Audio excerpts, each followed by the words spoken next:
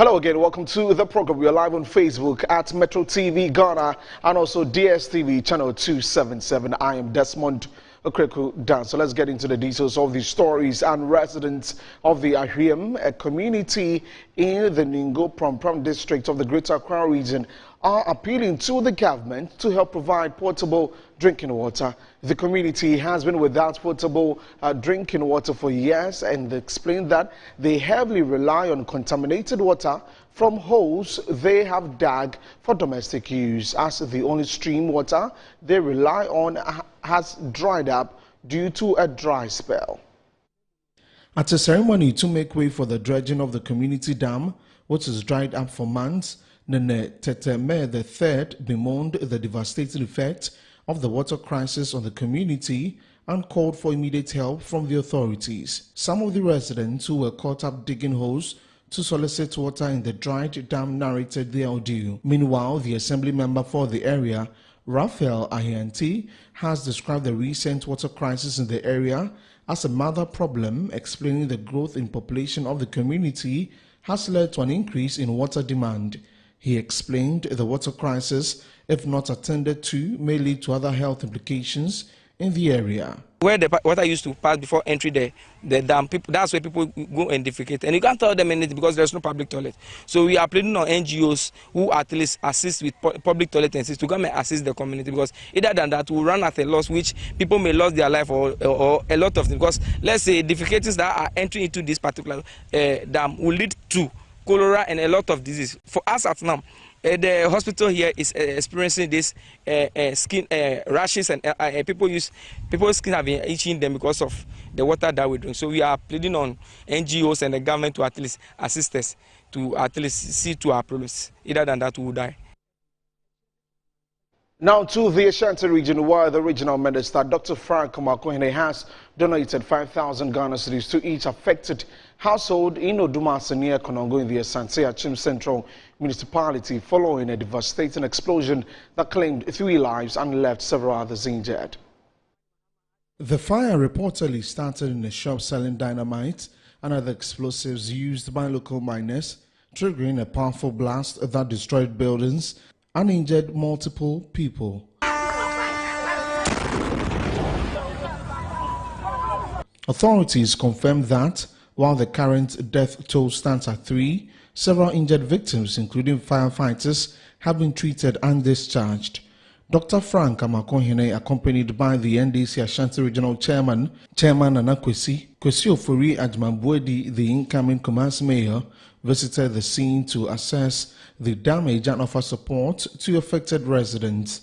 He assured the public that investigations are ongoing and that those responsible for the unauthorized sale of explosives will be arrested. People who were operating that shop have absconded, but the police, they are investigating and tracking them with all seriousness. So we need to make sure that these issues, we learn something from them and they don't recur. We experienced a similar situation at Apiati, so I thought that we shouldn't experience some of these things this soon. But it's very unfortunate that we have this on our hands. Following that, I've instructed the security agencies, the BNI, the National Security, the police, the CID, to conduct a thorough investigation, especially across the mining communities, to find out if there are any other people who are selling these explosives right in town. The MENCOM, the EPA, and all the associated agencies are expected to issue licenses to people who operate or who sell these explosives. Dr. Frank Amakohene also donated 5,000 cedis to each affected household in Odumase. Again, we are supporting each household with 5,000 Ghana cedis, all the 30 households, which amounts to almost 150,000. We make it available to the coordinating director and the NANAM so that the households can have some emergency release for a few days ahead, whilst we work to get NADMO to intervene. 5 victims remain on admission, with medical officials considering the referral of 2 critically injured patients to the Komfo Teaching Hospital for advanced treatment. Now away from that, Member of Parliament for Kintampo North, Joseph Kuma, has described as false claims by the MP for Damongo Samuel Abujanapo that President Mahama appointed ministers of state to deputize for all the 16 regional ministers. He called on the former Lands and Natural Resources Minister to applaud the president for saving the country millions of cedis instead of peddling falsehood. 16 ministers, that is all the ministers plus the regional ministers, the 16 ministers is going to. So if you want to attack him by saying he has appointed some staffers to support regional ministers, deputy regional ministers, he can have his say, as they always say, because they are out to talk, and that is what they are to do. But the majority will have our way. The president is in control. In any case, the head cost of every minister is known, and he being a former deputy chief of staff should know that attaching a presidential staffer, the head cost is not the same as a full substantive minister. And so that is a big savings already from His Excellency President John Dramani Mahama. He should be applauding him. They can decide to do all the politics they want, but he will not get him there. At the end of the day, the national budget will prove us right against them. They had 391 political appointments into the presidency. Is he comparing that to this? That is excluding their technical officers. I said 391 political appointments under their presidency that time, excluding technical assistants. And so he cannot, President Mahama has nowhere near gone to what he wants to claim. I wish the speaker had made him to tender. I wish I had the documents to prove him right. But they can continue to say a lot of things, continue with their propaganda. Ghanaians have answered them, and that is all. It's just that Parliament cannot be quiet, we can't be quiet. But for me, the end result is what I've just said. They should have, in fact, I feel that maybe the MPP should have been very sober now. They should have been very sober and reflecting on. Well, staying with members of the House, Member of Parliament for Old Tafo, Vincent Eko Asofo, has expressed mixed feelings about the Ghana Education Services letter calling for individuals whose appointments were revoked to reapply. While acknowledging the move as partially satisfying, Asofo emphasized the need for consistency across all institutions that revoked appointments. He spoke in an earlier interview. Partially, yes. I think that other institutions and agencies will have to also learn from this. I have always maintained that the way and manner to which appointments were revoked, one, is unconstitutional. Morally, it is not upright, especially because the reasons that were meted out was on the basis that there's a change of government, and for that matter, such persons will have to bear the brunt of a change of government. I've always said that let it not be said by anyone in future that there came a time in the life of a government where persons had their appointment being terminated on the basis that those appointments or recruitments were done after 7th of December, knowing very well that the intent of the framers of the Constitution was that when a person is voted for or a government comes to power, it is for purposes of 4 years. The normal way of doing things at the GES, this is how persons will have to be validated, because there are some persons who, even before this impasse, would have to produce an appointment letter that is not genuine. So I have had cause to resolve matters like that, especially when I was working at the Ministry of Education.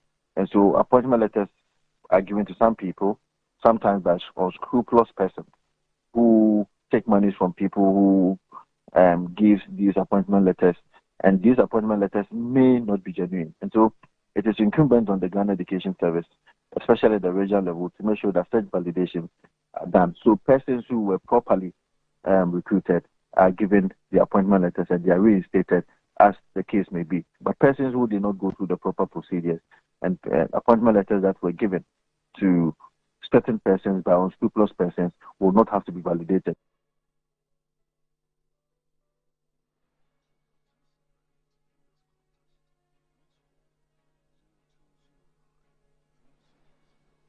Now we'll go to Parliament. The minority in the House is continuously raising concerns over low attendance by members of the majority.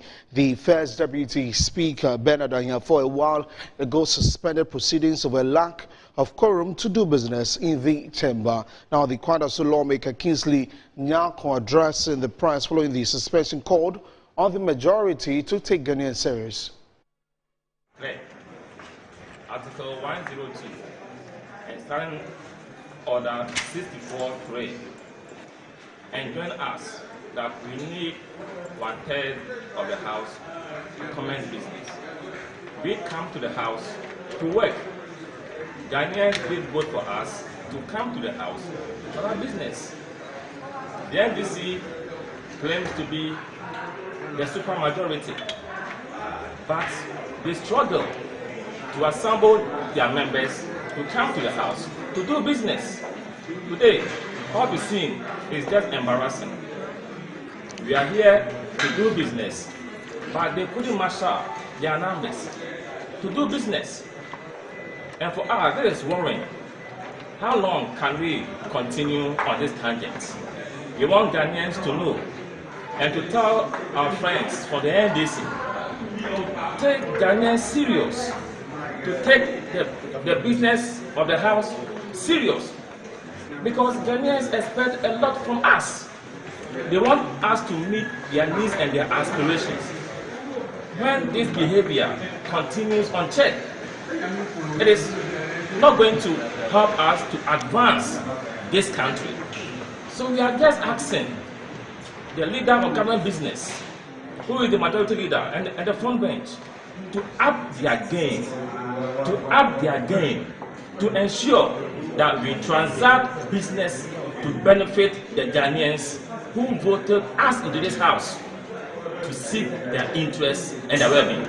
This is a short and brief.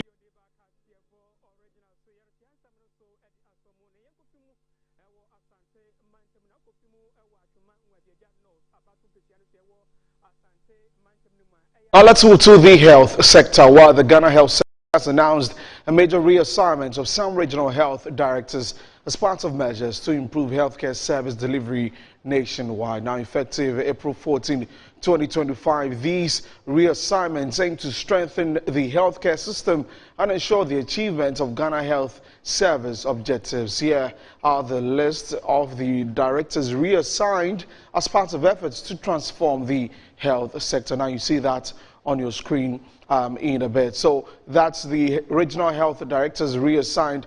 Dr. Samuel Kwabna Boate, previously the regional director of the Ghana of the Health Services in the Upper East Region, will now serve as the Director of Policy, Planning, Monitoring and Evaluation Division at the Ghana Health Service headquarters. Dr. Kennedy Brightson, formerly the Medical Superintendent at the Shayosudoku Municipal Hospital, will take on the role of Acting Director of Family Health at the GHS headquarters. Also, Dr.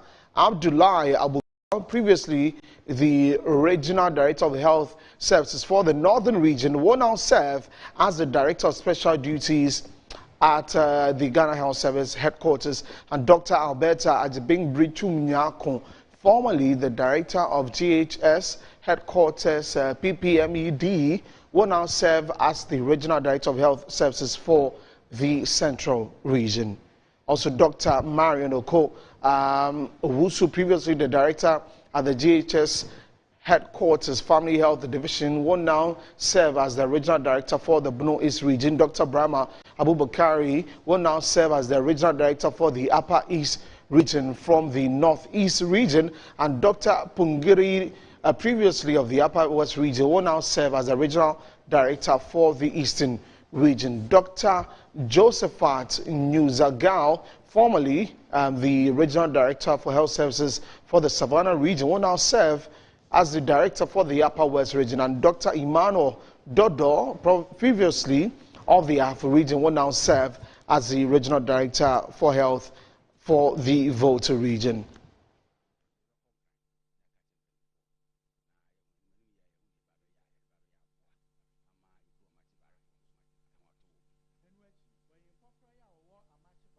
And so those are some of the updates from the Ghana Health Service. Up next, we have Tidy GH.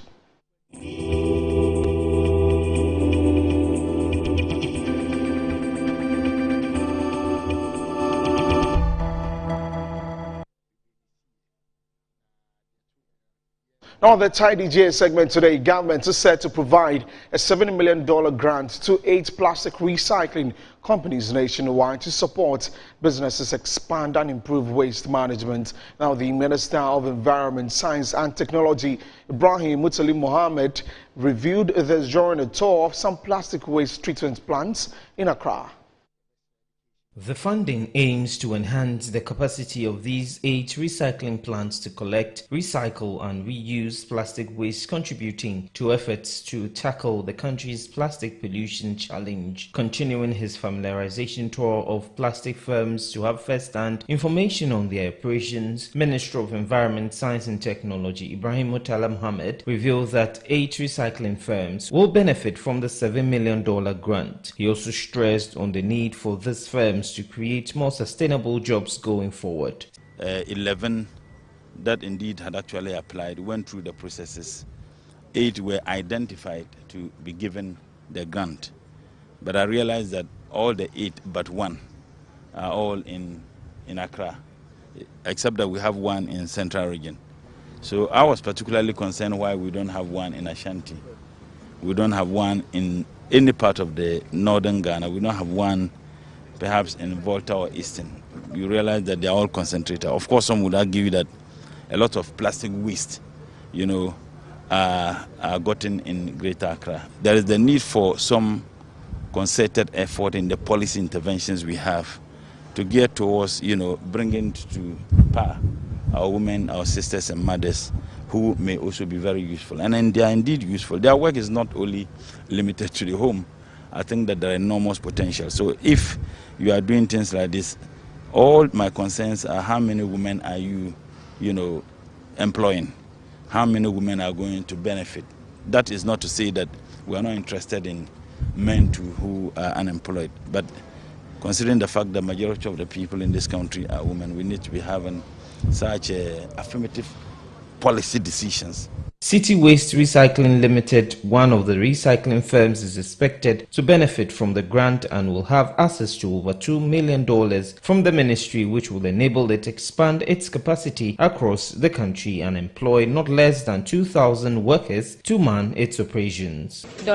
We applied for an injection machine. So with the number of jobs that we are already creating, if we include the informal sectors that collect for, if you look at even the whole region, that we are looking at the numbers. So we are not going to employ less than 2,000 people in the first year of this project. And then here, when the plant is ready, it's already established, we are employing 200 from the start because we know exactly what each role an employee will be playing here. Some of the firms visited by the sector minister included Polybar, City Waste Recycling Limited, Maintenance and Sustainability Africa, respectively.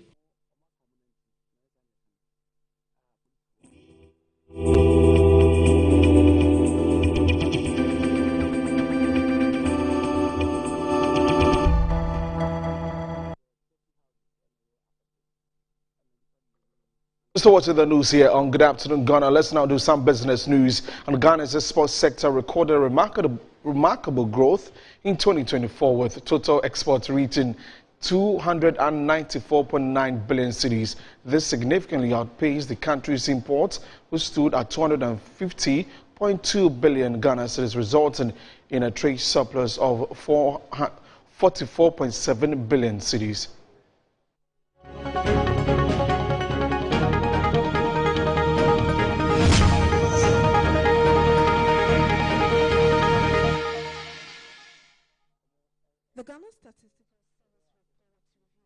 Gold, petroleum and cocoa collectively accounted for 78.2% of Ghana's total export revenue.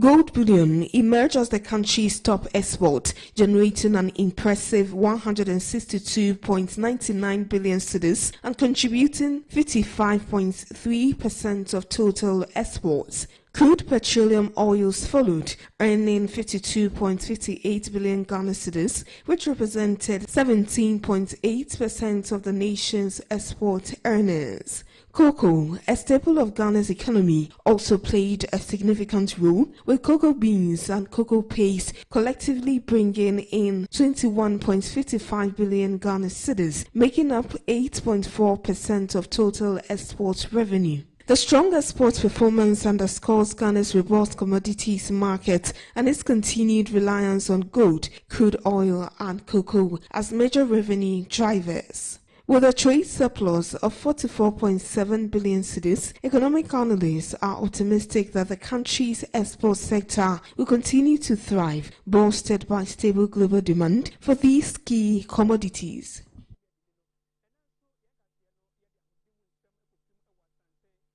Well, still in business, three-day Ignite Media Group Queen's Conference and Fair kicked off yesterday at the Bayview Village. Opposite the Atlantic Mall at Atomic Junction is celebrating women's achievements in business and innovation. Now, the highlight of the event was a SME Sales and Exhibition Fair, culminating to International Women's Day with a special conference dedicated to empowering women. Let's have some highlights.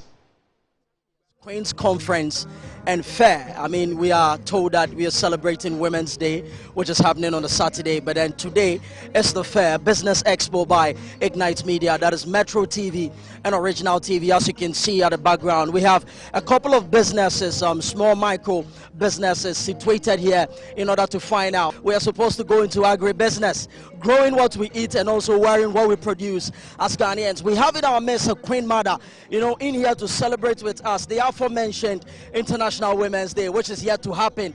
As part of International Women's Day, we are also having a program on Saturday at the Nungwa Market for all our women, not only just born ladies, but for everybody. As for the goods, they already sell them. We are bringing to their doorstep knowledge and expertise from our side. So we realize that most of the programs that happens on International Women's Day are conferences, people going to theaters and all that. And our market women do not relate to that.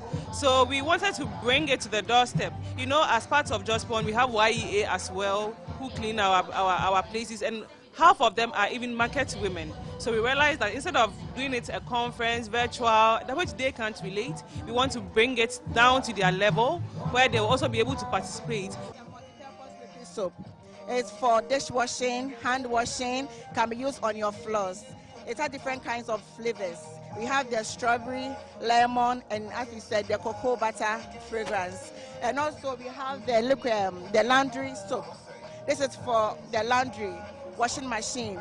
Very tough on things, but very gentle on your clothes. Doesn't fade your clothes.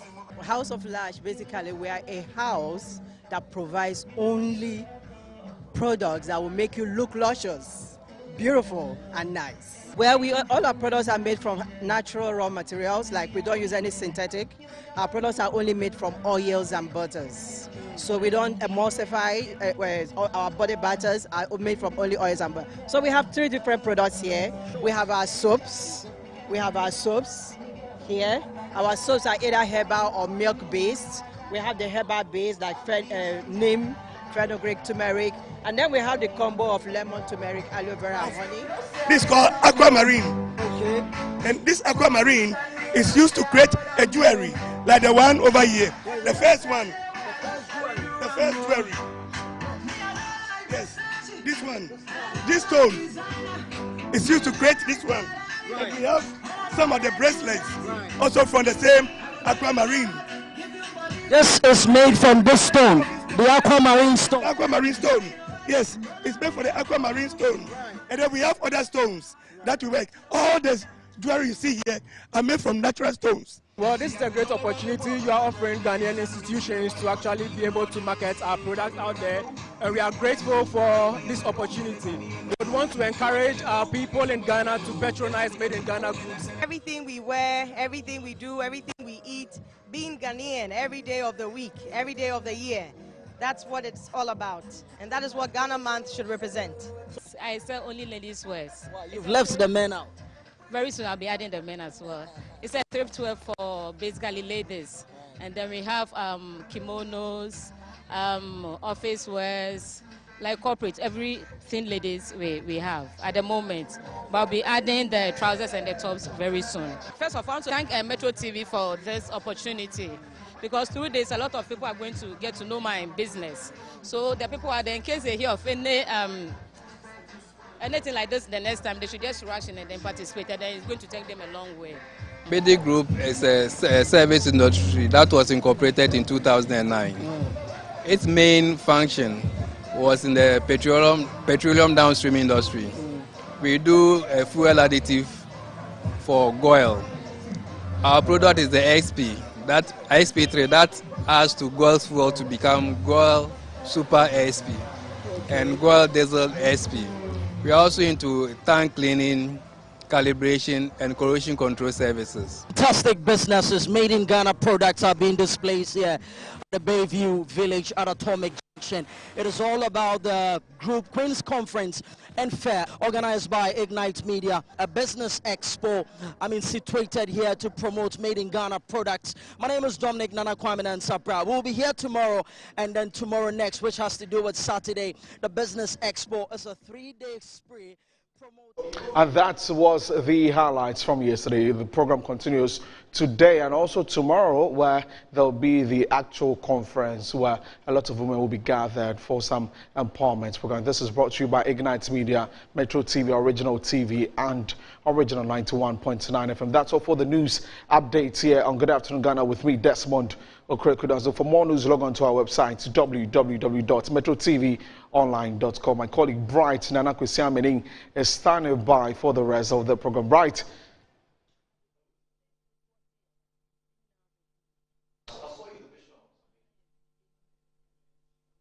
Okay. Yes, but I definitely love your tie. You're looking good in your tie. Okay. Okay. All right, so Bright, we're going to take a break. When we come back, we'll definitely take us through the rest of the... We'll be back shortly.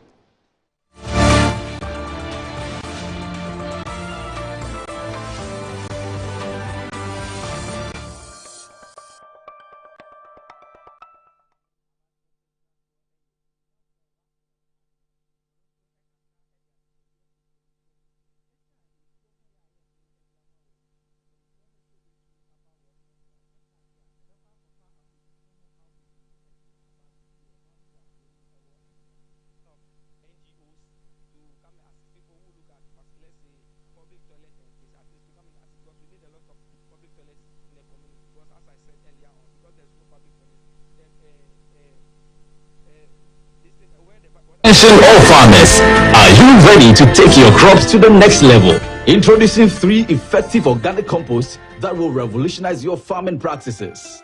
ACAP, KCAP and IRECOP brings to you the ultimate solution for your fertilizer needs. Introducing the ACAP Grade A, KCAP Equiafua Jinkwa, and the IRECOP with cocoa blends, palm blend and mulch. These are made from locally sourced municipal solid waste, and these are the perfect choice for sustainable farming. Join the organic revolution today. Boost your crop yield, improve soil health, and support sustainable farming practices. Choose ACAP, KCAP, and IRECOP organic compost for a greener and bountiful harvest. For your purchase and more information, call the numbers on your screen. Our products are endorsed by COCOBOD, Planting for Food and Jobs, and the Ministry of Food and Agriculture. In an era where fire safety is paramount, Kabori Film Compound Technologies Limited stands out as a leader in the development of innovative fire dousing solutions. With a focus on aqueous film forming foam, the company provides a cutting-edge product that significantly enhances fire suppression capabilities across various sectors, including maritime, industrial, and emergency response. The oil and gas sector, along with chemical manufacturing facilities and fire services. Kabori's advanced film technology offers a more efficient and environmentally responsible alternative. Kabori is recognized for its superior extinguishing capabilities and prolonged resistance to reignition. Kabori's product is certified by the Ghana National Fire Service, the Ghana Standards Authority, the Environmental Protection Agency, and the Nigerian Standards Organization.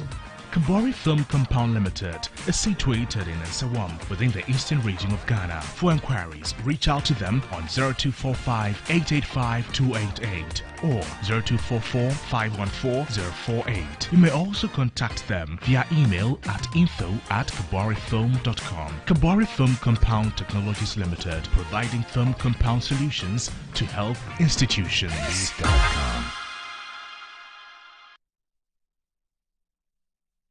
Step up with DSTV and we'll show up by giving you more incredible entertainment. Going to have a little fun. Upgrade your subscription between the 13th of January and the 31st of March and get an even higher package for a whole month on us. Buckle up, here we go. There's nothing better than putting a little bit in but getting a lot out. Time to boost some office morale. Incredible! If you want to build a future, you gotta know what you want. Step up and we'll show up on your home of entertainment, DSTV.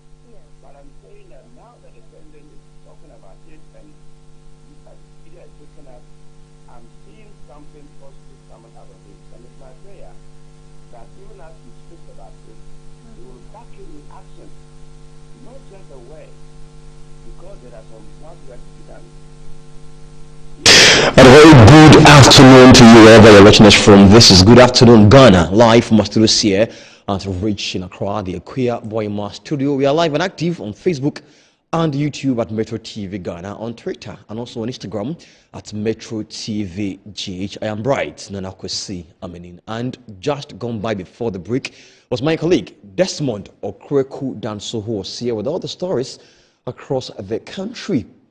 Speaking of some, explosives going on there in Konongo with persons losing their lives. So we are hearing it was as a result of illegal, sales of these explosives and all that. We're going to be following up on that story later. But for today, we'll be looking at issues concerning the Independence Day celebration that happened at the Jubilee House. The NDC administration says they are cutting costs by reducing the amount of money which was earlier submitted as a 20 million Ghana cedis. They did just a tenth of that money, saving about 95% of how much money was earlier proposed before they took it to the Jubilee House. What exactly does it mean? We'll be speaking to Dr. H.S. Kanko, who is an expert and also political communicator. His take from what happened there yesterday in the Jubilee House. Later, we'll be going to tidal waves all the way, where we'll be speaking to Sylvester Kumeo, who is the assemblyman for Sogakope and Amutinu in the area where they've been affected drastically by the tidal wave. We saw a picture online on social media everywhere with the minister for the region spending the night outside in the dark in mosquito with residents of the area. I mean, lots of people are commending him, but to what end is it really going to be like? We're going to be speaking about that as well. And also later, the anti-witchcraft bill that is in Parliament. We are celebrating women. Lawyer Xavier Sosu, Member of Parliament from Madem constituency, has reintroduced the bill in Parliament. Will it be any difference? Earlier, when it was submitted, the President, Nana Addo Akufo-Addo, did not sign, citing some constitutional issues in there. What exactly is the difference and how urgent is it? Welcome once again to Good Afternoon Ghana. Let's take our first story where President John Dramani Mahama has directed the finance minister to allocate funds for the commencement of phase 2 of the Blekusu Sea Defense Project to mitigate flooding. He gave the directive during a visit to Agaveji in the Volta region, where he assessed the destruction caused by tidal waves. President Mahama acknowledged the urgent need for action. This was right after the independence celebration here in Accra. Take a look. Made the assessment and they're giving us a comprehensive report of what is happening here. 51 households have been affected and 300 people have been displaced, and 80 meters of the coastline has been washed away. Now, when Chief was speaking, he touched on what the issue is. We started a sea defense project called Blekusu Phase 1. The feasibility study was also done for Blekusu Phase 2, and the understanding was that when the contractor finishes Phase 1, he will continue with Phase 2. Unfortunately, that didn't happen. So the project ended at Phase 1. Government did not provide funding to continue Phase 2. Phase 2 would have covered Agaveji, Salakope, Adina, and Amotino. And so that basically is the problem. The feasibility study is ready, the design is ready. We just have to allocate the funding so that the project will start. Happily, the finance minister next week is going to present the budget. So I'm going to ask the finance minister to include funding to start phase 2 of the Blekusu Sea Defense Project. Before we came here, we went to the resettlement project that I believe or I've heard is being financed by Ghana Gas. I don't think the project was well thought through. The work is shoddy, and even the area where the resettlement is being built is a flood area. And so if it floods, it will affect those buildings too. And so those buildings are not fit for purpose. There are two things we need to do. Start the building of the phase 2 of the defense wall, but at the same time resettle those whose houses have been affected. In the meantime, to alleviate the plight of those who have been affected, we've brought some items to be distributed to those who have been displaced.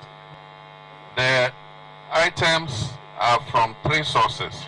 One, our brother Governor Sakoja, who is our Minister of Roads and Transport, has donated 250 bags of rice. For those of you who know, our mother comes from Denu, and so we're also part of you.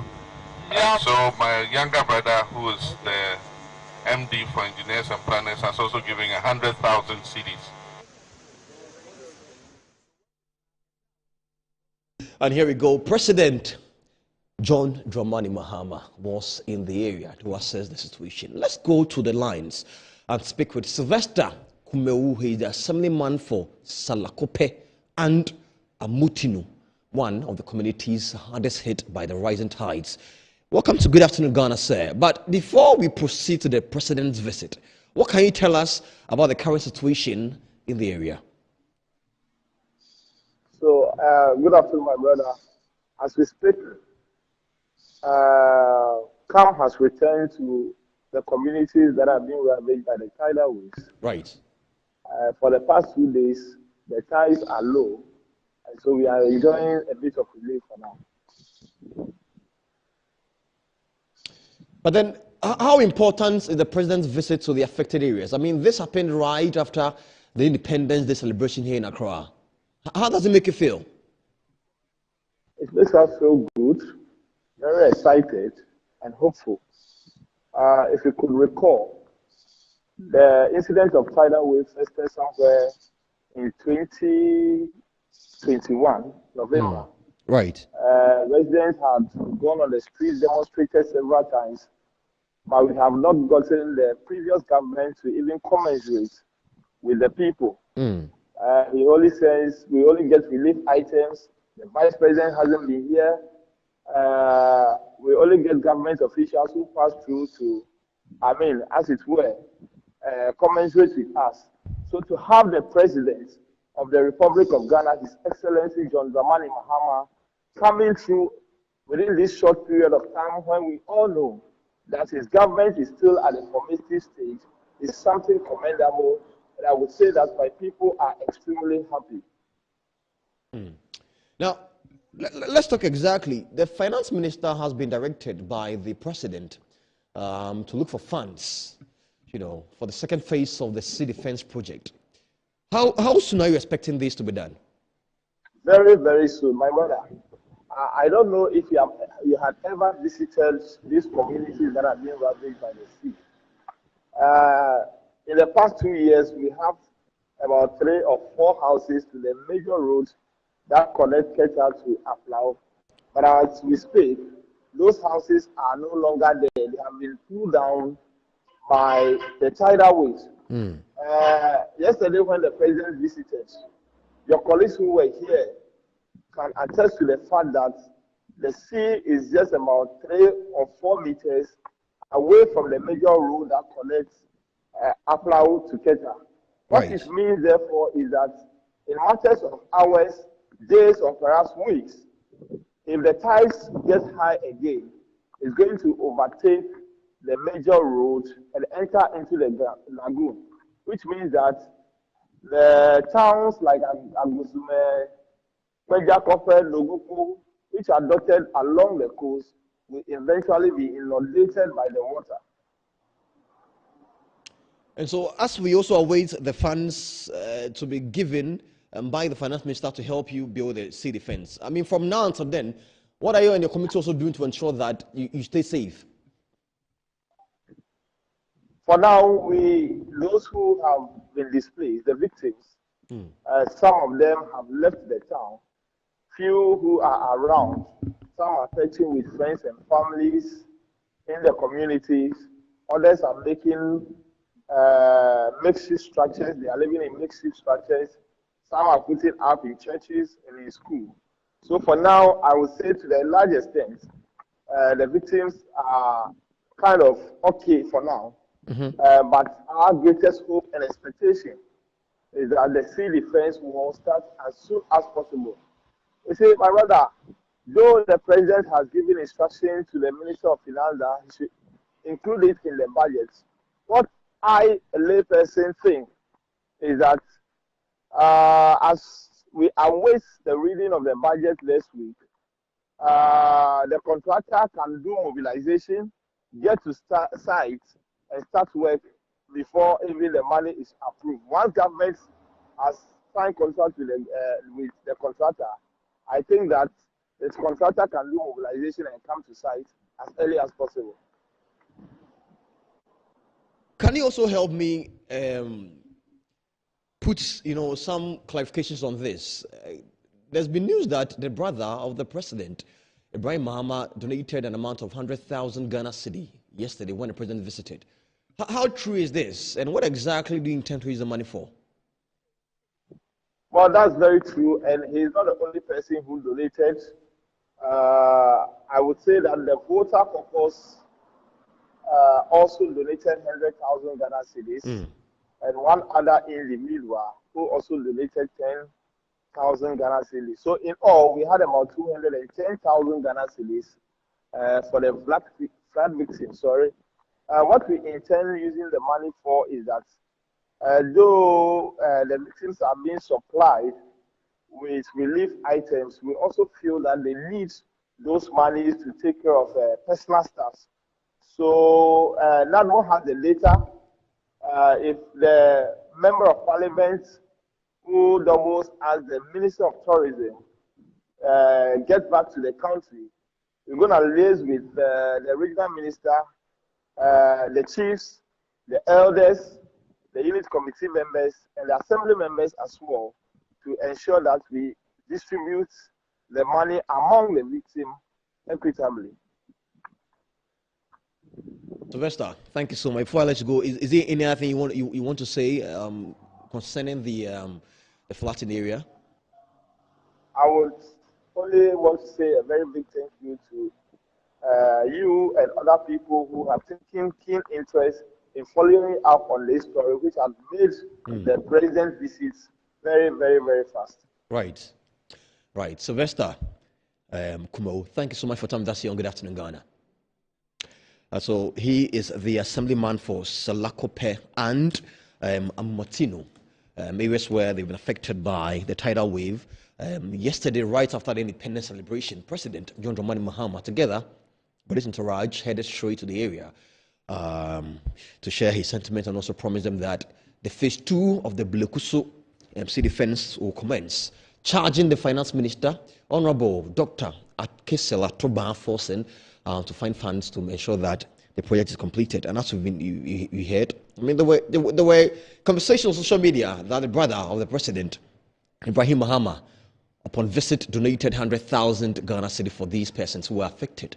And it has been confirmed by Sylvester, who is a Salima for the area, that is true. 100,000 Ghana cedi was donated by him, together with others, amounting to 210 Ghana cedi to them, to help them, settle until the Blekusu project is fully completed as instructed by the president. We're still here on Good Afternoon Ghana. We're also going to be looking at what exactly means for Ghana. As ahead of International Women's Day, the Member of Parliament for Medina, Francis Xavier Sosu, has reintroduced the anti-witchcraft accusation bill aimed at criminalizing witchcraft and protecting vulnerable elderly women. The bill was passed by Parliament in July 2023, but was never signed into law by the former president, Nana Addo Dankwa Akufo-Addo, who cited constitutional concerns. What exactly does he mean? Take a look at this story.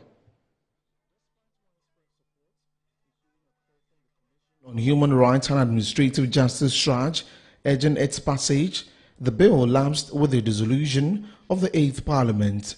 Determined to see the bill become law, Sosu has rallied 9 other MPs to push it through the 9th Parliament.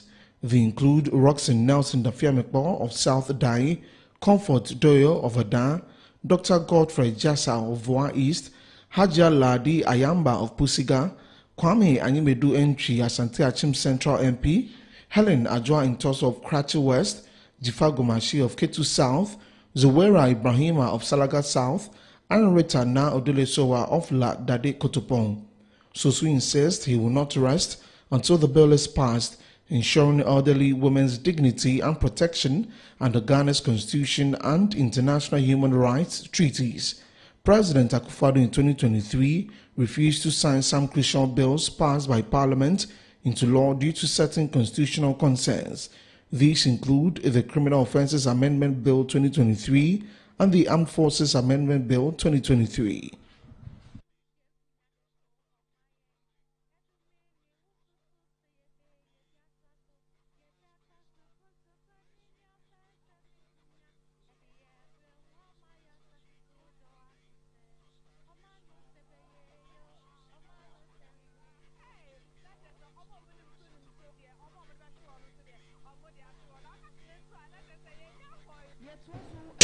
We are waiting to see what exactly will be done to the bill as has been reintroduced by Xavier Sosu, who is one of the champions of the bill, Member of Parliament for Medina. But Funans Rera Ibrahim is also another member who is championing that particular bill to ensure that it sees the day of light.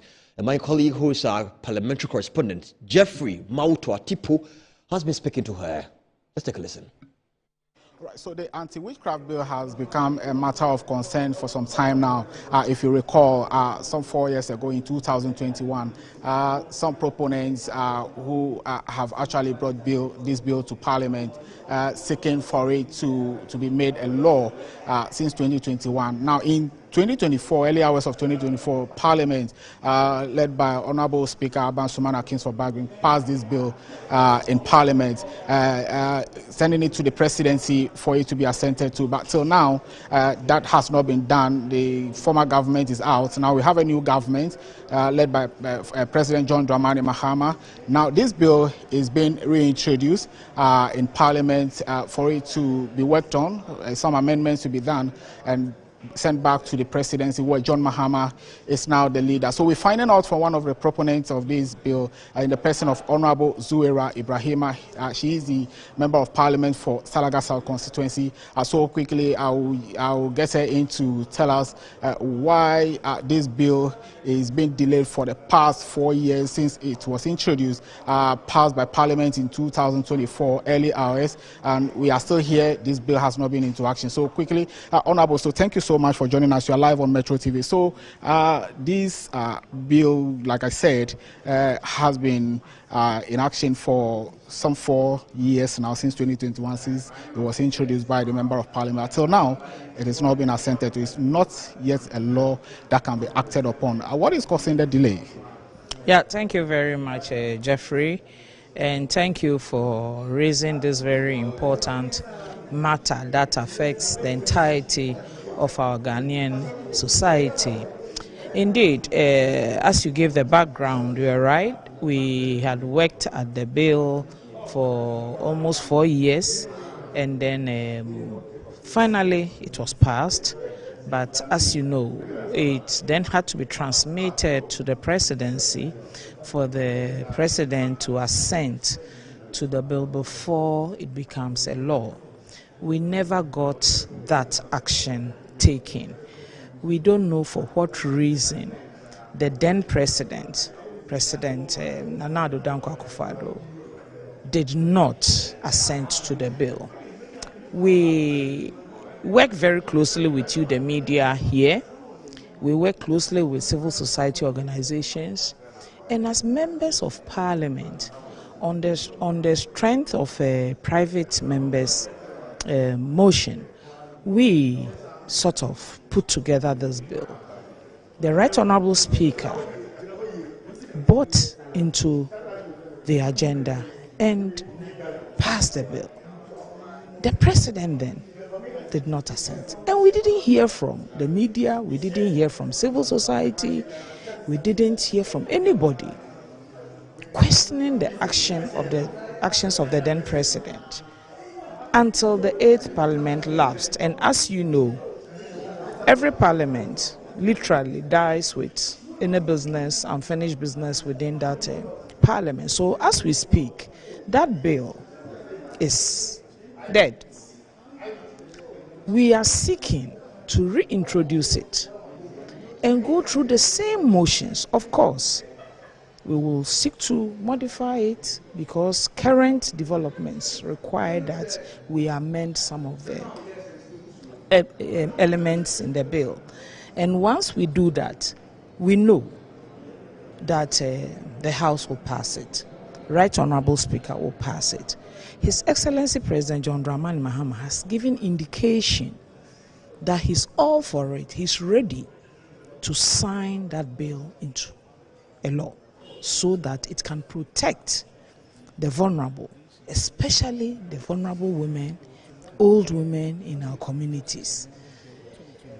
I have very close, very close attachment to this bill and what it seeks to prevent. Because in 2019,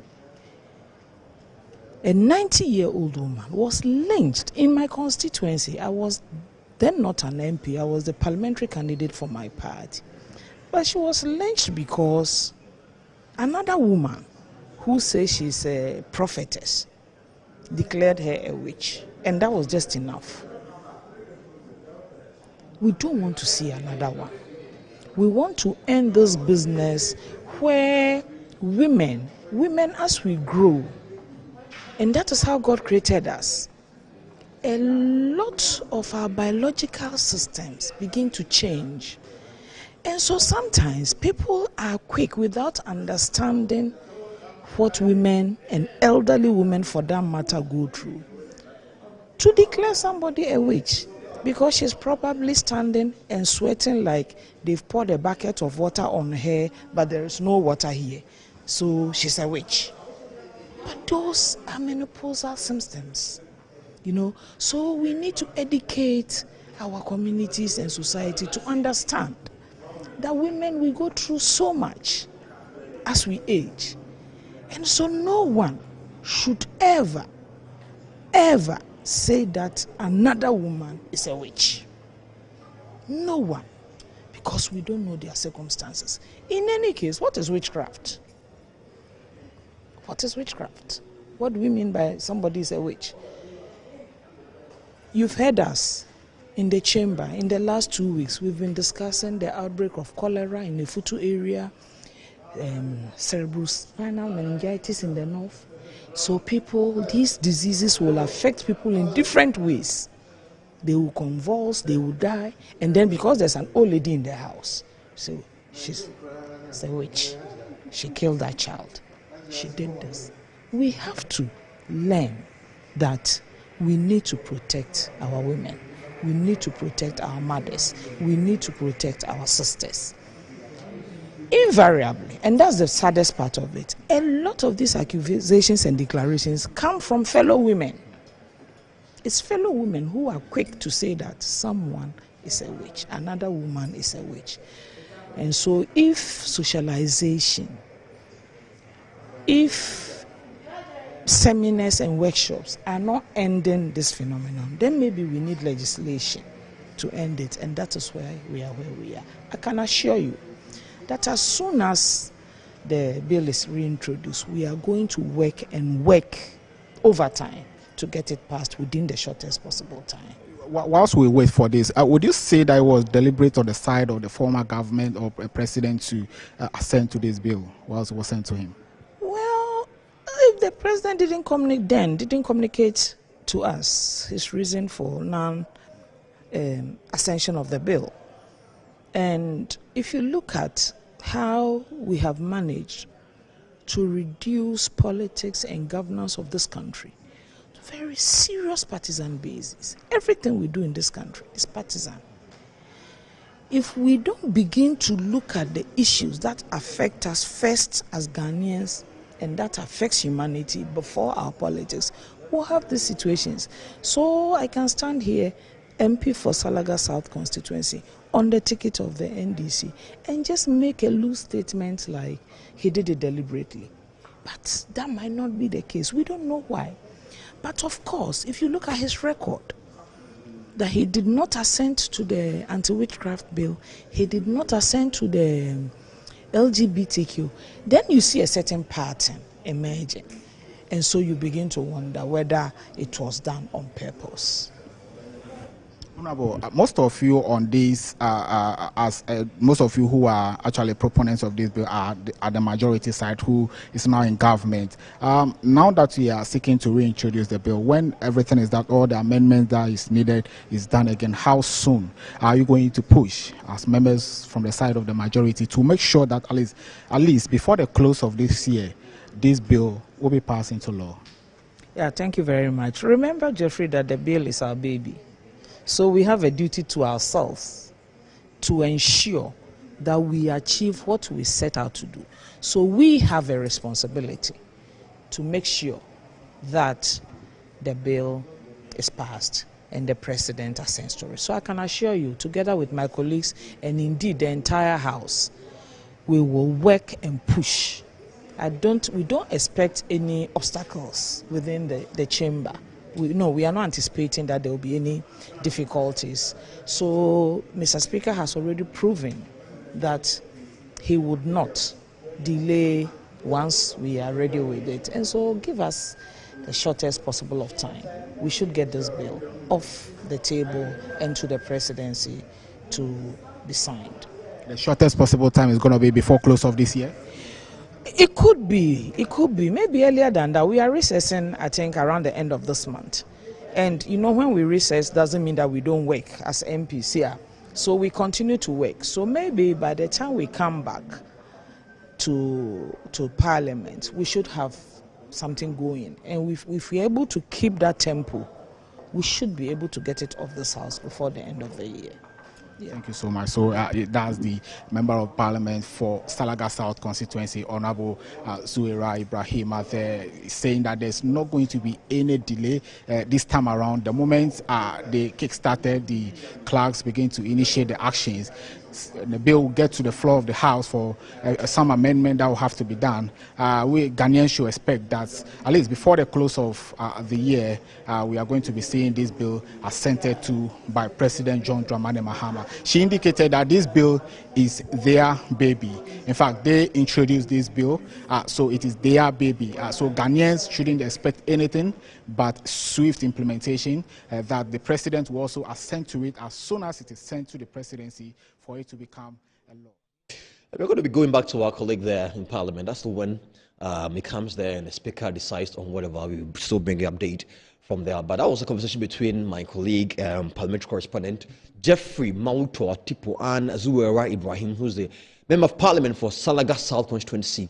And she's speaking on the witchcraft, anti-witchcraft bill being led by Member of Parliament for Madina, Xavier Soso, and other 9 persons who are taking charge of what exactly they call the anti-witchcraft bill.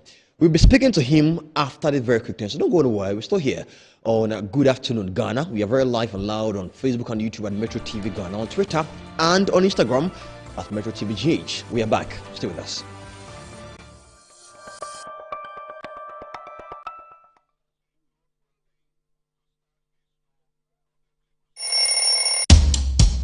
Anti-cavity, gum protection, brighter teeth, and fresh breath. I'm a fat missy way. The patch of bantama. My chest.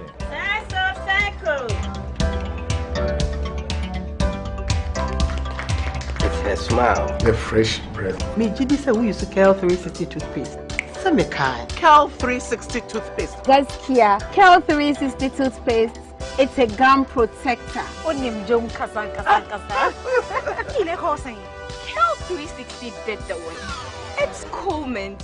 Gives me fresh breath and your confidence booster. You will see so feeling to when you know Kel 360 toothpaste. Happy smile. Kel 360 toothpaste, anti-cavity, gum protection, brighter teeth, and fresh breath. Kel, happy smile. This advert is FDA approved. So what about what your papa yeah, this is my secret. Give us P capsules. Emma, I want to come from now on to me to my ding one pen. Give us P capsules. Over do as a mama. Oh no, enemy lawyer. Ah, and you will lawyer no na show bottom. Are you broke? Then I found upon a permission about Siamoa as a new day. What's on no. You get if you are coming. The friend give us cold capsules.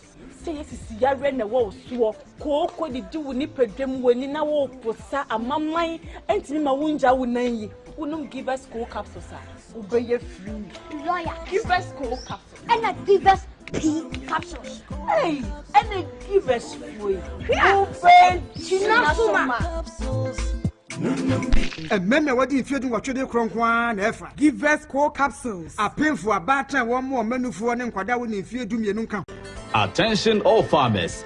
Are you ready to take your crops to the next level? Introducing 3 effective organic composts that will revolutionize your farming practices. ACAP, KCAP, and Aricop brings to you the ultimate solution for your fertilizer needs. Introducing the ACAP Grade A, KCAP Equiafua Jinkwa, and the Aricop with cocoa blends, palm blend, and mulch. These are made from locally sourced municipal solid waste, and these are the perfect choice for sustainable farming. Join the organic revolution today. Boost your crop yield, improve soil health, and support sustainable farming practices. Choose ACAP, KCAP, and Aricop organic compost for a greener and bountiful harvest. For your purchase and more information, call the numbers on your screen. Our products are endorsed by COCOBOD, Planting for Food and Jobs, and the Ministry of Food and Agriculture.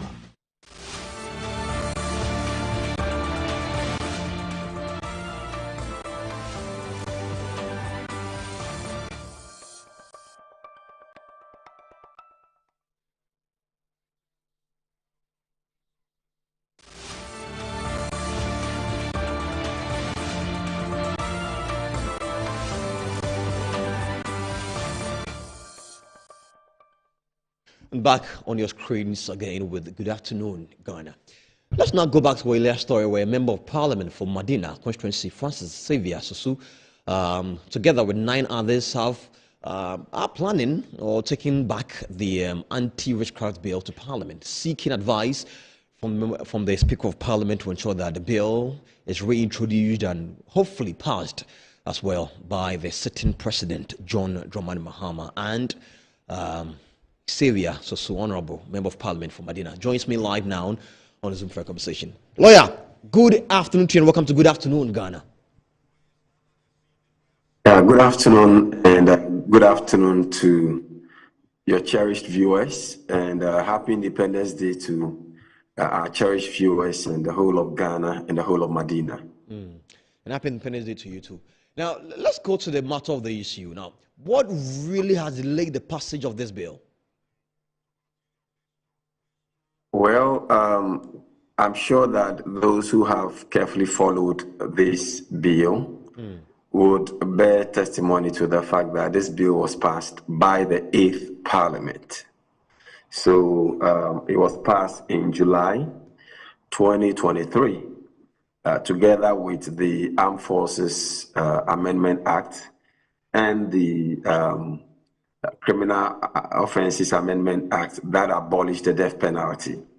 And you would recall that the president signed the Criminal Amendment Act that abolished the death penalty for murder, attempted murder, and those related offenses.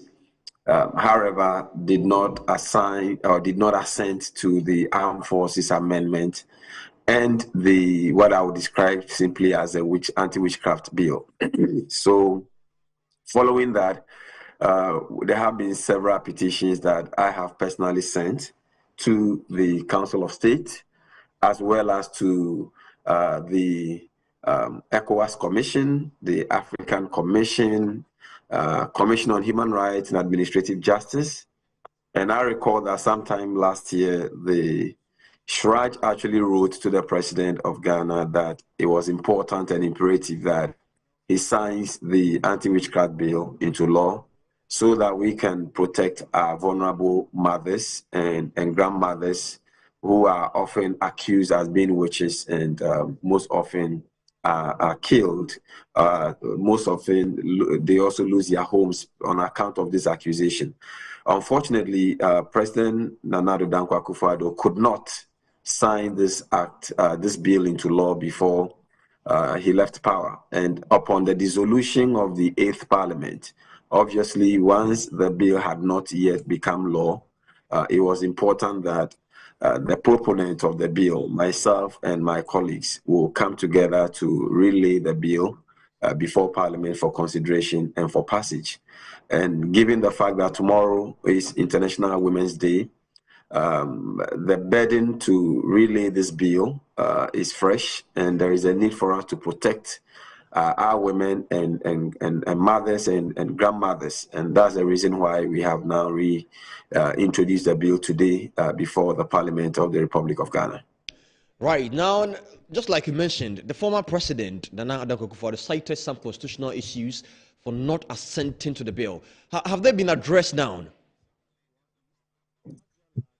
Well, that's a good question. The truth is that those constitutional issues did not even arise at all. And that is why some of us were a bit curious about the true intention behind not signing the bills. Because he was citing Article 108 of the Constitution on grounds that there must be some financial implications. But this bill went through processes by which we had fiscal impact analysis that showed that the state will rather tend to save money because the life of a person is priceless. How much can you price the life of women in Ghana? How much does it cost? When you look at how people are accused as being witches and they are killed, since the passage of this bill, at least I can count not less than 8 different women who have been killed. Others burnt to death, others stabbed on account of them being witches, and some of them in very, very bizarre conditions. And so I believe that it's all about how much value we place on human life. If we believe that the life women in Ghana are so dear and that we must protect those lives at all costs, there is no amount of money that you can attribute to the lives that we lose on account of witchcraft accusation.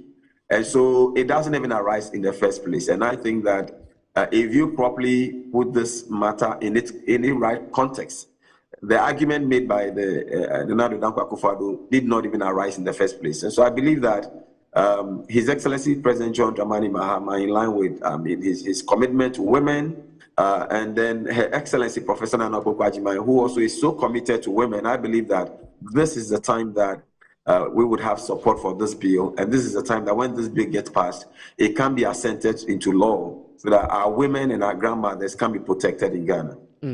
Right now, during your submission, you made mention of true intention, quote unquote. What do you believe were that of the former president, Nana Addo Akufo-Addo, like you mentioned, true intentions, which didn't make him sign the bill, aside the fact that he mentioned constitutional issues, like you said, it didn't even exist at all?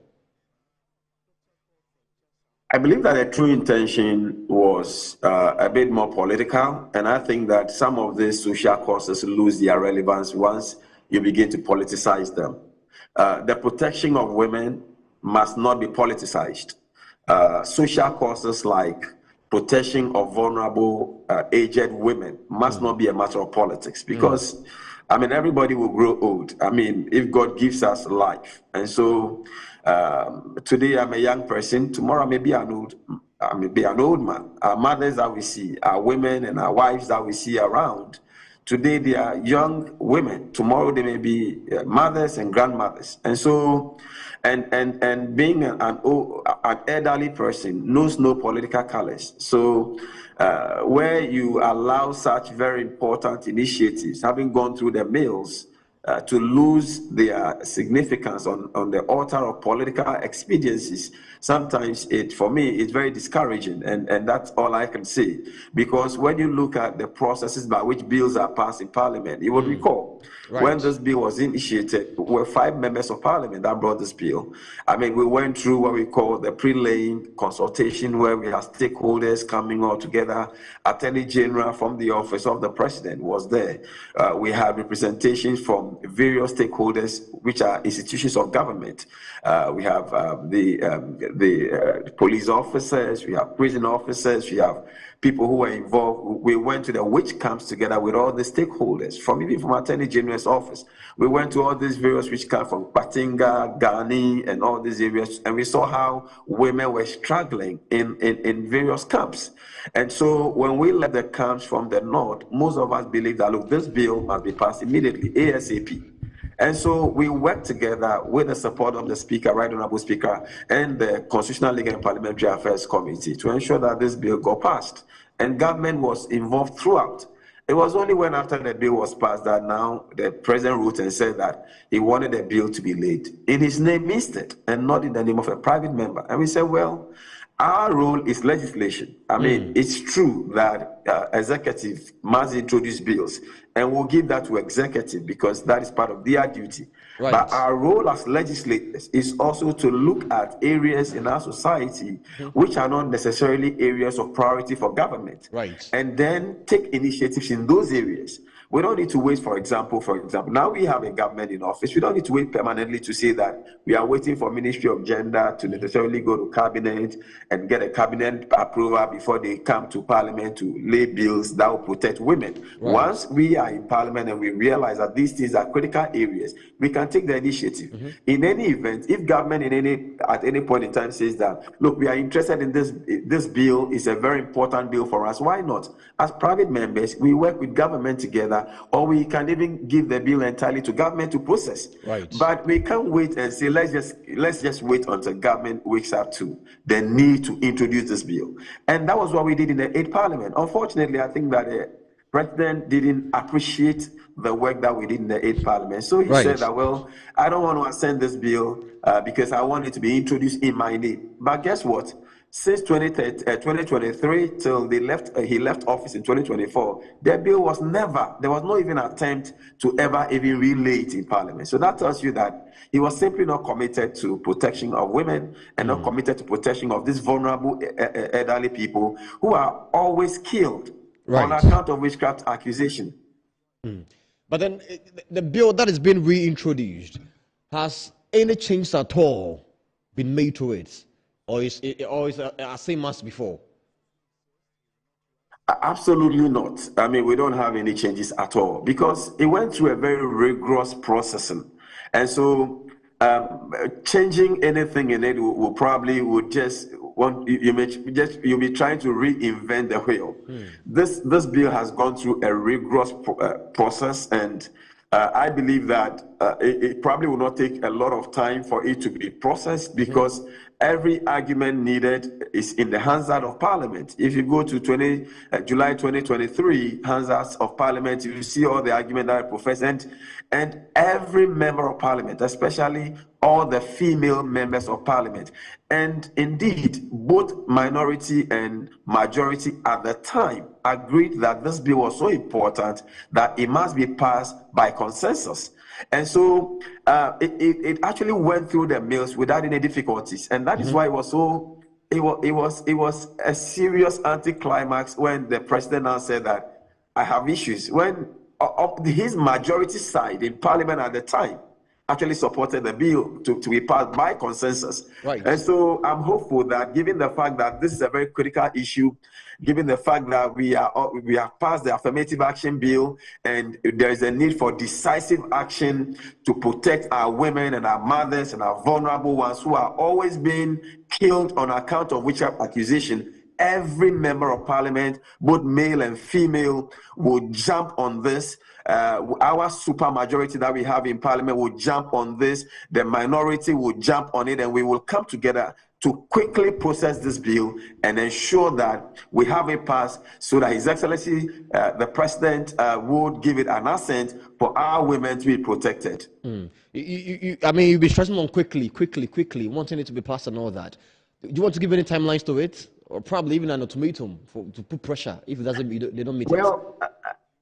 Well, I believe that some of us, we talk this way out of just passion and out of activism, because we believe that this must be done and it must be done now. However, parliamentary processes sometimes, I mean, and it is legitimately so, must go. I mean, it requires certain. What will I say? It's certain procedure. Procedure and rigorousness. Right. And so I foresee the rigorous processes that it may go through. Now that it's been initiated, the process is that the Clerk of Parliament, we initiated it this morning.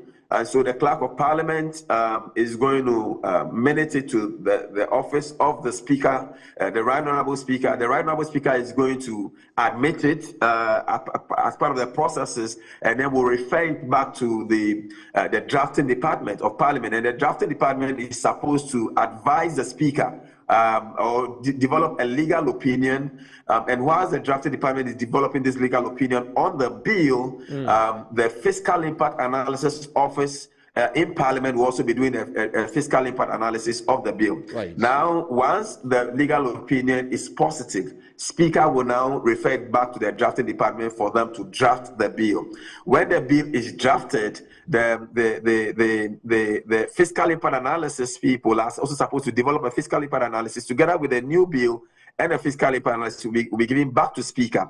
Now, Speaker, under the new standing orders, will refer it back to the Private Members Bill Committee that will advise Speaker that this bill is absolutely correct bill. It doesn't violate the Constitution. Then Speaker will now give orders for it to be gazetted for 2 weeks. After gazette, it will be programmed by the Business Committee of Parliament to be read the first time in Parliament. Then it will be referred to the appropriate committee of Parliament. When the committee does its work and brings it back to Parliament, we will do the second reading where the object of the bill will be debated.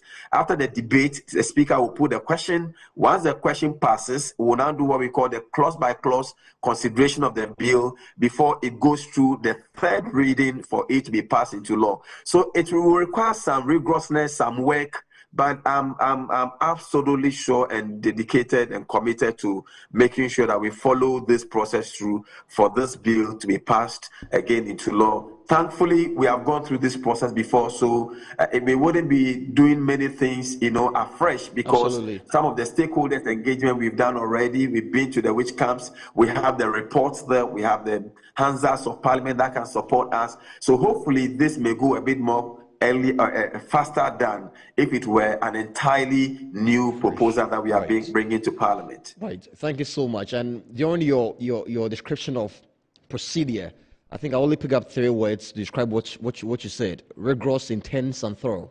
So we can only wish you well. Thank you so much, lawyer. Thank you very much, and I wish you the best too. And I wish all women of Ghana happy International Women's Day. I wish the Vice President, Her Excellency Professor Nana Opoku-Agyeman, happy International Women's Day, and all women in Ghana, my own mother, my wife, and women of Medina, women of Parliament, happy International Women's Day. Thank you, sir. All right, and so I've been speaking to lawyer Xavier Soso, who is a member of Parliament for the Medina constituency, him leading the reintroduction of the anti-witchcraft bill in Parliament with 9 others. You earlier heard from Member of Parliament for Salaga South, Zuwera Ibrahim, was speaking to my colleague from Parliament, Jeffrey Atipu Mauto, same on that issue. Let's move forward from that to some other discussions where Deputy Presidential Spokesperson Shamima Muslim, speaking on the Good Morning Ghana earlier, has praised President John Dramani Mahama for fulfilling his promise to cut expenditure and promote modest spending. This commitment was evident in the recent Independence Day celebration, where the initial budget of 20 million Ghana cedi was significantly reduced to approximately 1.5 million Ghana cedi. However, Ernest Adade, a communications team member of the New Patriotic Party, the NPP, offered a different perspective, stating that while the celebration was successful, many activities were cut to achieve a leaner budget. Take a listen. You might want to agree with the pessimists who think that Ghana has not done well and Ghana is even not worth dying for, and that the spirit of nationalism is and patriotism is at an all-time low. Genuinely, because if a country can't give you growth and progress, if you look back at 10 years of your life, 15 years of your life, 20 years of your life working, and you can't even afford, a simple 3-bedroom, house for your family. You can't switch on the light and have it consistently. You can't turn on your tap and have quality water flowing through. You would wonder whether this country is working. When you travel and you see how other leaders have changed tangibly the face of their economies, you would ask whether there is anything to celebrate. So they will be right if they hold such view. What I want to add that we cannot continue to hold that view, because that view is disempowering. What we should do is to gather around the table and ask ourselves, how do we change the situation? How was it that our forebears, in the face of very difficult circumstances, stronger adversaries, in the face of slavery, colonialism, how did our forebears mobilize enough to be able to fight for the freedoms that we today, enjoy? From the beginning, I just thought that it was good for us to say we are cutting costs. Very good. Because we are at a time when we need a lot more money, and therefore we must cut costs. It's a good decision that His Excellency the President made.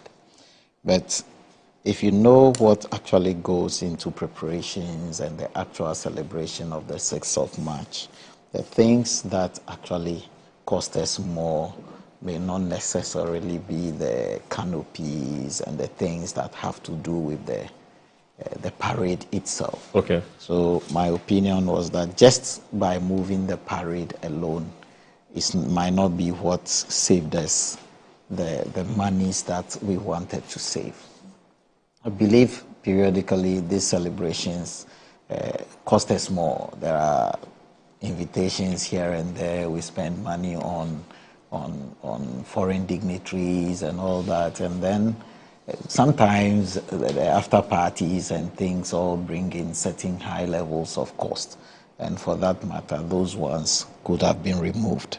Maybe subsequent ones. I think yesterday's program went well, and subsequent ones, let's consider bringing back the spirit of the independence celebration. I loved the idea of us rotating it.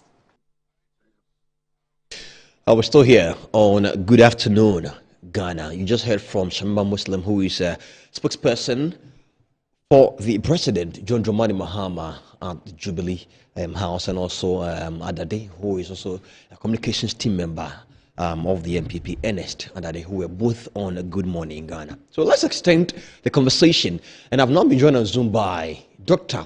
Echi Sika Anko, an associate professor at the Ghana Institute of Journalism and also a political communications expert. Dr. Echi Sika Anko, this afternoon is my guest on the 68th Independence celebration here in Ghana. Doc, thank you so much for joining us here. I can see you are trying to adjust, but let's begin the conversation. I know you can hear me.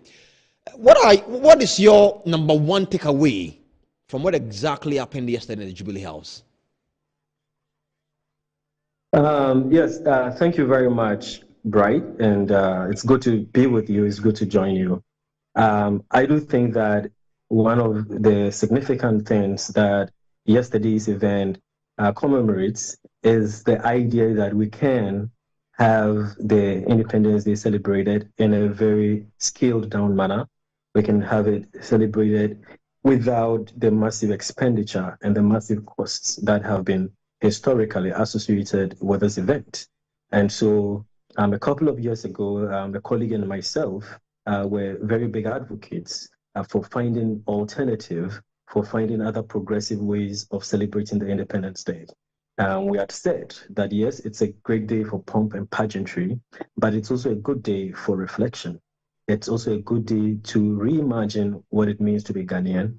It is a good day to reassert what nationalism and statehood is. It's a good day to look for the link between the historical symbolism and also what our national values and our collective identity represents. It's also a very good time to market or sell the country. And one of the things we had suggested was that the parades in the manner and form in which they had been held were a huge burden on the country's finances and resources. And so it was important to do away with the parades as they were. And so come this year, we realized that the president had actually made efforts to scale down the way the parade was being done and also to reduce the expenditure that was associated with it. And to that respect, the president needs to be commended. He needs to be praised, and he needs to be commended for making this effort. It's a very good sign of cutting down public expenditure. It's a very good sign of listening to the general public, and that governance can happen in a very controlled, in a very disciplined manner, so that we can all conserve national resources and put it to use in other areas. Right. Now, let's talk a bit more about the communication aspect of all of these. We are speaking of cutting cost, but the event that actually took place at the Jubilee House, did it actually match up to the relevance of how it has always been? Did we miss it, or was it maintained?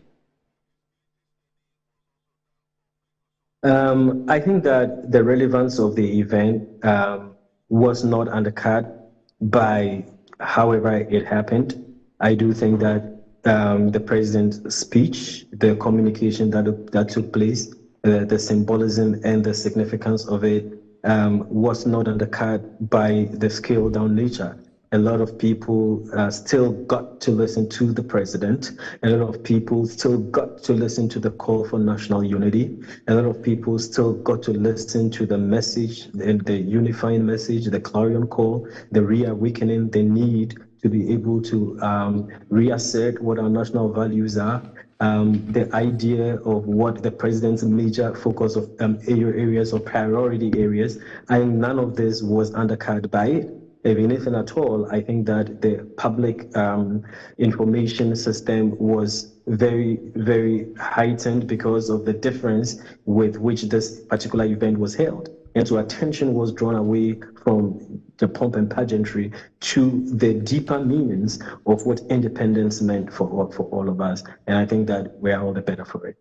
Right. Now, another thing is that yesterday after the event, my colleague Shadrach Odemejare, who was at the presidency, after the event, speaking to people, felt that for the first time they felt close to the seat of government, which Shamima Muslim, who is a presidential spokesperson, believes is a good thing. From where you stand, I mean, on the usual, you wouldn't be allowed to even get close or even take pictures at the presidency. It has for a long time been quite dangerous to even attempt something like that. But for the first time, people were allowed in there shared in the celebration and all that. What do you make of that? How do you assess that in terms of political communication? I mean, what points did they score by doing that? Well, hey, thank you very much, Bright. I think it's a good question. The idea of democracy is to be a government of the people. Right. The very basis and the principle, the foundation, the ideals of what democracy is for people to be a part of governance, for governance to be as close as possible to the people. And so for whatever it's worth, the symbolism that it represents, I think it was good that people saw the presidency come closer to them, or at least they get closer. They getting a closer view of the presidency is always very important. If you go to other jurisdictions, they even have White House tours. They have school children coming to the White House to learn about civic, to learn about governance. And the idea is to open up the government to literally demonstrate what transparency is about. And I think the more the government or governance is done in a way that does not make it look like a myth, that is not shrouded in obscurity or shrouded in some secrecy, but people get to be part of the governance. People get to see and observe what it does. I think the biggest lesson here is that it brings government closer to the people, and brings the people closer to the government. As far as that bridge happens, it reduces the gap or the gulf between the citizens and those in authority. And when that happens, it promotes the idea that this government is of the people and by the people, and that we do have a stake in it, and that they're carrying us along. And it reduces the confusion, it reduces the controversy, it reduces the myth and the disinformation that is associated with government. So I think for its symbolism and its style cannot be underestimated. Right, but in a way, how or what exactly was going through your mind when you saw the immediate past president, Nana Addo Akufo-Addo, when he arrived? I mean, funny question on social media, where is the chair? Well, I got to go now. But what I'll say is that having a former president be part of this event, I think it's one of the beautiful parts of our democracy. It's one of the more exemplary parts of our democracy, that at such a national event, we have past presidents come, even of different political orientations. Right. It is something that symbolizes unity. It is something that shows that politics is not a do-or-die affair, that amidst all the debates, all the controversies, we can still come together to celebrate Ghana. We can still come together to celebrate the Ghanaian identity. We can still come together to celebrate the nation on a day that means a lot to our liberation and our national identity. To see the former presidents there, I think it symbolizes unity, and that is something that we, the citizens, can also learn from. Thank you very much. Dr. Eche, I know you are really in a hurry to go, but a quick one before you leave. Please help me answer this question. Still on communication, right after the event, he flew into the affected areas of the tidal waves, areas like Amutinu and Salagope, who were affected by the tidal wave, accompanied by his brother, Ibrahim Mahama. On a day like this, Independence Day, where the president moves all the way to that area to look at how things are. Another communication right there. Tell me what it means to the people there. I think the president needs to be commended for his empathetic gestures. National disasters are always a time to experience the leadership or to observe the leadership potentials of anybody at all. These are times that people are in hurt, they are in pain, and they need all the comfort, the attention that they desire. For the president to physically be there and to demonstrate his care and pay attention to it, I think matches up with the spirit of nationalism, matches up with the spirit of patriotism, matches up with the spirit of a people-centered democracy, where the president is on the ground, empathizing with the people at such a major point of national pain. And so for me, I think that we are getting to an era as we practice this democracy that we realize that the people cannot be taken for granted. And so for the president, it shows that the president is responsive to the needs of the people. And happening on a day like Independence, where we are supposed to celebrate nationalism and what people-centeredness is, I think that it matched the spirit and the energy of the day.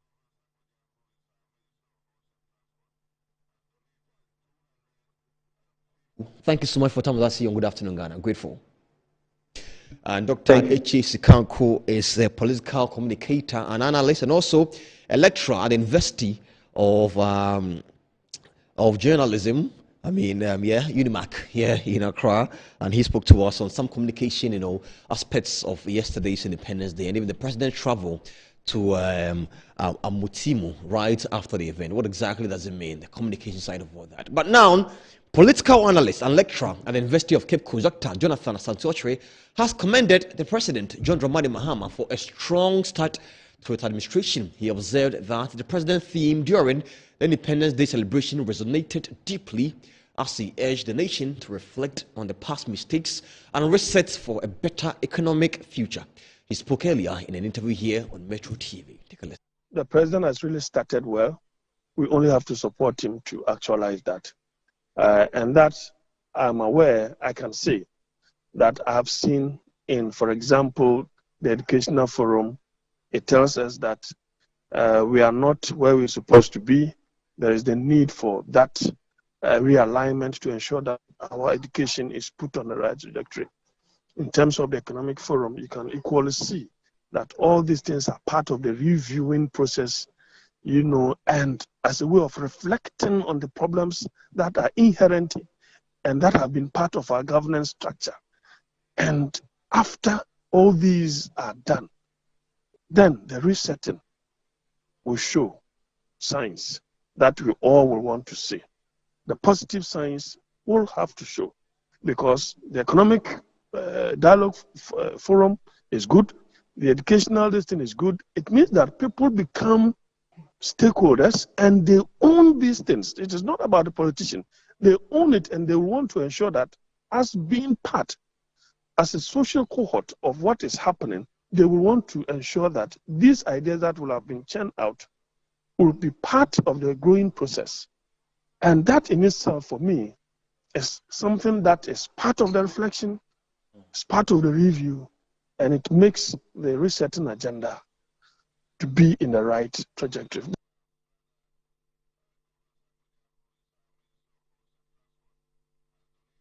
Jonathan Asante-Okyere, a regular face here on Metro TV. He is a political analyst and senior lecturer at the University of Ghana, Cape Coast. I beg your pardon, University of Cape Coast. He was on Newsnight, sharing his views on the performance of the President, John Dramani Mahama. So let's now take you to the Jubilee House. Back yesterday. Let's take you back to yesterday at the Jubilee House during the Independence Day celebration, where my colleague Shadrach Odami Ejari was there. So it wasn't only about politics. There were some sideline conversations. An interesting one, of course. He spoke to persons like celebrities. We can mention of Funny Face, who is a comedian and actor, Kokumenu, comedian actor as well, and some people who also glad the events dressed in Ghana colors, what it meant for them, the occasion. Take a listen to this. The secret is that I just don't know, but I would say I give God the glory, and I say shout out to Ghanaians to still believe in me, because but they still give their love and support, and that is what is keeping me. When people go through this mental health struggle now, it's the love people show to them that makes them fight it back. If you because they couldn't get the love, but no, Ghana for us, say they have that support and love for me. You bet who running back? It goes back say any pardon. Yes, I not here. Yes, I not tintin. We are seeing some, and I make two of us. They should take off their mental health. It's very important. And I feel they should say no to drugs, because me go through challenge and me go train way be it's not good at all. It didn't help me, because when you're going through that challenges now, I did. And so most of this creative, I would tell them, say they should stay away from drugs. They should stay away from drugs, and when they shouldn't bottle things in them. When you're going through something now, talk to somebody. Talk to somebody. That's what happened to me. I didn't talk to people. Oh, broken heart. I know you go to that question. I'm a living testimony of broken heart. It has finished me.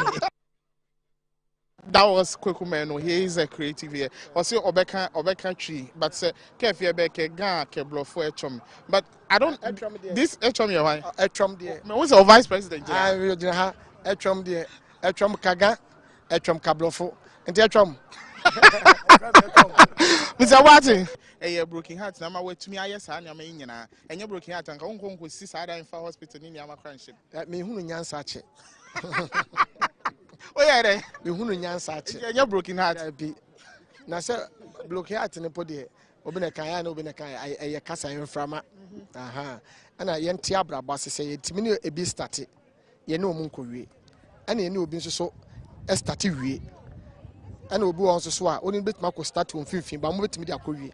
Eno ne ade ehia say obenya nkwa. Ene ahoden. Obi agya obi ba wonu no ho. They make at my own so obi ja obi man broken heart. But ye na me no kasa no. Nipa na ono ja obi ma broken heart chi obi na broken heart achi nipa ko. Ti yem fan say Papa John Dramani Mahama. O si so share na classmate for. Papa despite mo Ibrahim friend say Mahama mo President Mahama. Omo nyina omo share omo ma omo break omo akomo. But ye na papa no no omo ho na break obi akoma. Obenya na ko na first lady. Ana dey make what ma say. Ati abrabo dey sanity. So that was Kwekumeno. He is a creative here. Also Obeka tree, but Kefie Beke Gan Keblofo Echom. But I don't this Echom your why? Echom there. Who's the vice president? I will have Echom there. Echom Kaga, Echom Kablofo. And Echom. Mr. Watson, what is this dressing all about? I mean, like when the time when the president around independence, so I came there. So now I want to come and visit his head. That's why you came here today? Yeah, that's why I came here today, please. But your dressing, the beads, the cloth, I see calabash with water. What does it signify? No, I don't want to take water. That's why I take this calabash on it. But it doesn't have any significance? No. So you will just be sipping the water as you move around? Yeah, yes. Me, I've definitely tasted small water. Definitely tasted. That's why I take my calabash be taking water with it. So what did you carry to this place today? Is that? What did you carry to this place today? No, I just came to greet my father. So you didn't, because I saw things on your head. Yeah, I just put it on there. What were they? I saw you carrying things. What were you carrying? Please, I carry pot when the fire on it. Like, so the pot gets spoiled right now. So that's why I take the calabash. Right. But you're happy today? I'm happy. I'm so happy. Right. Thank you so much. I mean, some interesting bites there from the Independence Day celebration at the Jubilee House, where Shadrach Odamejari spoke to Funny Face, who speaks on his broken heart, and even Kwekumeno as well. And there, the woman I want to call her Magana, all glad in Ghanaian colors. But then let's speak about some confiscated assets of the CPP and how the 2024 flag bearer, Nana Frimpong Sapon, is requesting or suggesting or pleading with the sitting government, led by Excellency John Dramani Mahama, to look into the matter and have it given back to the Convention People's Party, as he promised during his campaign back in 2016. Take a listen. 68 years after independence, it might look like CPP might not have made it, especially for the young generation. But I want to take this opportunity to remind everyone listening to me today how far CPP has come. Indeed, CPP, the Convention People's Party, led by Osajifo Dr. Kwame Nkrumah, is the reason why we got our independence. We had wished we had gotten back the power to bring the economic independence back to us again. But today, as we sit here, we have a government in power. Let's all do our part. Ghana is what matters. Let's all do our part to contribute our quota in every meaningful way, in every way that will make this country. This is our country. This is where we belong. And this is where all of us must contribute. We have no justification, nothing. There is no reason for where we are. There is no reason whatsoever for the poverty and the lack that we see around us. Let me take this opportunity to appeal to our father, the President, John Mahama, that he promised the Convention People's Party that he was going to let the Attorney General look into the properties when he was approached by the Council of Elders. I would plead again that we all know that 68 years ago, it was the Convention People's Party who took Ghana to independence.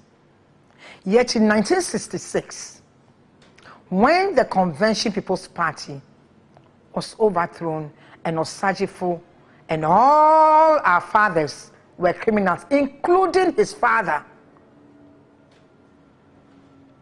Mr. Mahama, all of them, it was their dues that they contributed to pay for these officers.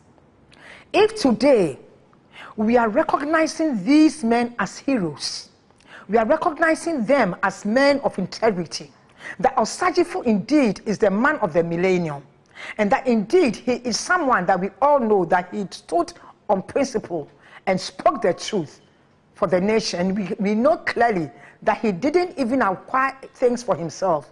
Then truly, we must know that the properties that he said under his time, that these were properties that we built for the Convention People's Party, were indeed the truth.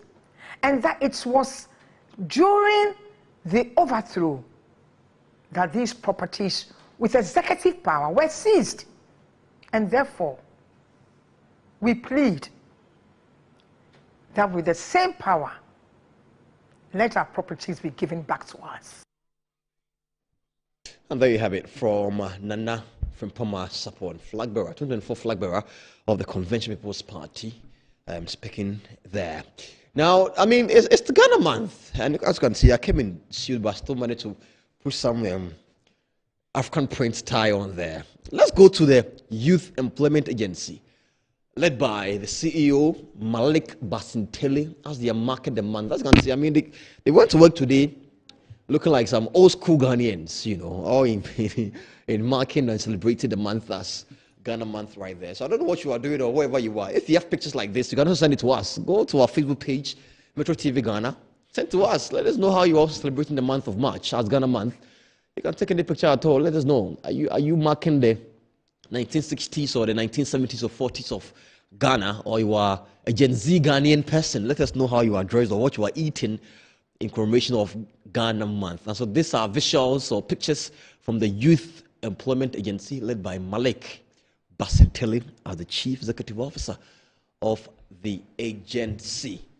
Happy Ghana month. And that's our wrap up the show here this afternoon here on Good Afternoon Ghana. I am Bryce Nanakosi. We're live on Facebook and YouTube at Metro TV Ghana, on Instagram and Twitter, X at Metro TV GH. Thank you so much for watching. See you again some other time. Have a good afternoon and bye.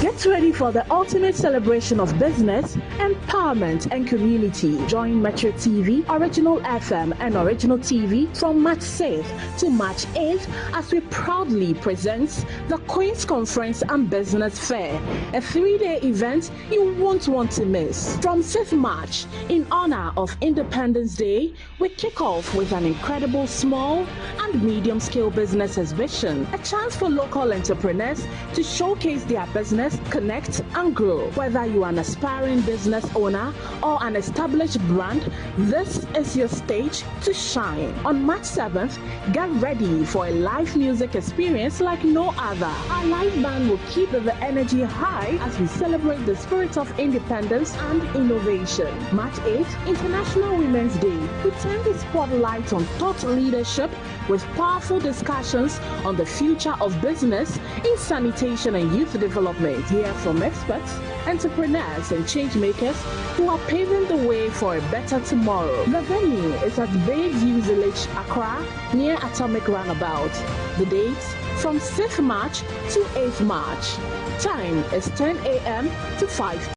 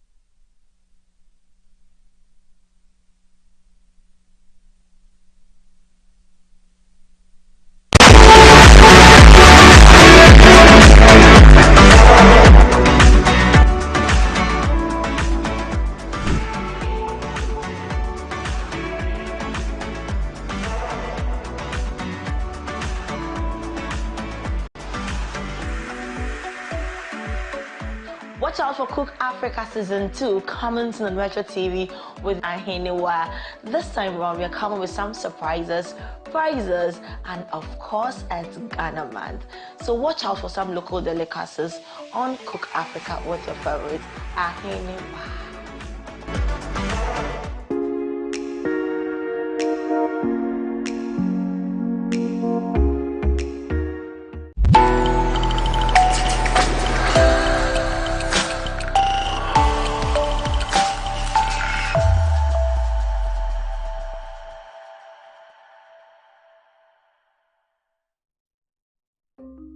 Since its inception, producing or reproducing art or literature using impressions from plates or blocks has been a faster and more efficient alternative to handwriting or drawing, mainly when materials must be produced on a large scale.